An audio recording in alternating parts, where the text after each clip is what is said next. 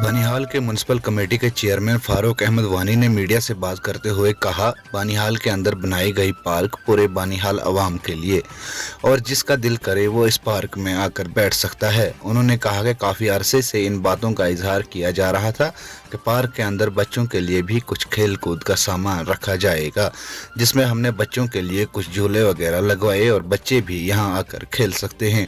उन्होंने मीडिया से बात करते हुए कहा कि बानिहाल की इस पार्क के अंदर किसी भी शख्स को मना नहीं किया गया है और कोई भी शख्स इसमें आकर बैठ सकता है। उन्होंने खासकर दुकानदार बरादरी से गुजारिश की कि वो गंदगी ना फैलाएं और कूड़ा करकट डस्टबिन में डालें ताकि आसपास के माहौल को साफ सुथरा रखने में अहम किरदार अदा हो और बीमारियों को भी दूर रखा जा सके।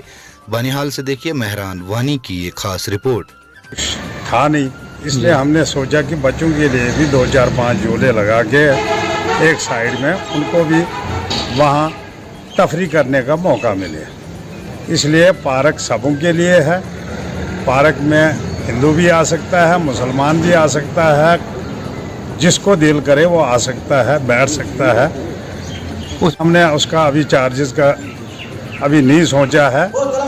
जब हम उसको पूरी तरीके से डेवलप करेंगे, उनसे बैठने के लिए इंतज़ाम करेंगे पूरा, फिर उसके बाद जो नेक्स्ट स्टेप होगा हमारा वो हम इंशाल्लाह।